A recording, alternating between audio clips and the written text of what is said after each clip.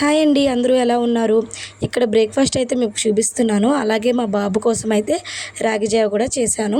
ఇక్కడ లెమన్ మీకు చూపిస్తున్నా కదా, ఇవి వచ్చేసి మా ఫ్రెండ్ వాళ్ళ పెరట్లో కాసాయి. చూడండి ఎంత ఫ్రెష్గా జ్యూసీగా ఉన్నాయో. వీటితో అయితే నేను ఈరోజు లెమన్ రైస్ అయితే చేశాను.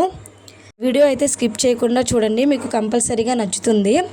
ఎవరైనా కొత్తగా మన ఛానల్ని చూస్తున్నట్లయితే సబ్స్క్రైబ్ కూడా చేసుకోండి.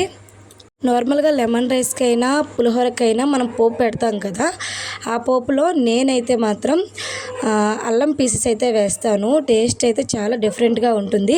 ఎవరైనా ఎప్పుడు ట్రై చేయకపోతే చేయండి, చాలా బాగుంటుంది.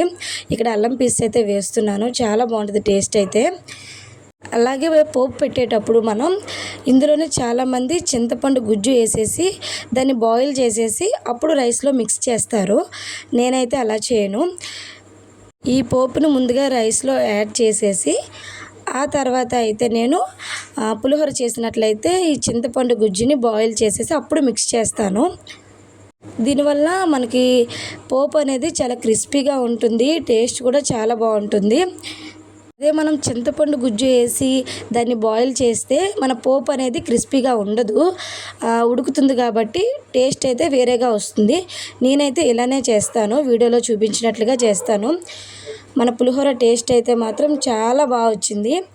ఈ సమ్మర్లో చాలామంది చింతపండు పులిహోర చేసుకుంటూ ఉంటారు, వాళ్ళకి అవి నచ్చుతుంది. కానీ సమ్మర్లో చింతపండు ఎక్కువగా తింటే బాడీలో హీట్ అనేది పెరుగుతుంది. కాబట్టి ఎవరైనా చేసుకోవాలి అనుకుంటే లెమన్ రైస్ చేసుకోవడం చాలా మంచిది, బాడీ కూడా కూల్ అవుతుంది. ఒక సిస్టర్ అయితే కామెంట్ చేశారు పాప ఇయర్ రింగ్స్ చూపించమని, అవి కూడా ఈ వీడియోలో చూపిస్తున్నాను. మా పాపకి ముందు స్టడ్స్ అయితే పెట్టాము, ఇప్పుడులో మంచి అందరూ ఎక్కువగా అవే పెట్టుకుంటున్నారని చెప్పి స్టడ్స్ అయితే పెట్టాము. కానీ అవి కంఫర్ట్గా లేవు. స్టడ్ వెయిట్ వల్ల ముందుకి జారుతూ ఉండడం లేదా బ్యాగ్కి చుట్టడం వల్ల ఫ్రీగా ఉండేది కాదు, ఎయిర్ ఫ్రీగా పాస్ అయ్యేది కాదు. దానివల్ల చాలా ఇబ్బంది పడింది. ఇవి చేంజ్ చేసాము. ఇక్కడైతే కొన్ని పార్సల్స్ అయితే మనం ప్యాక్ చేసాము.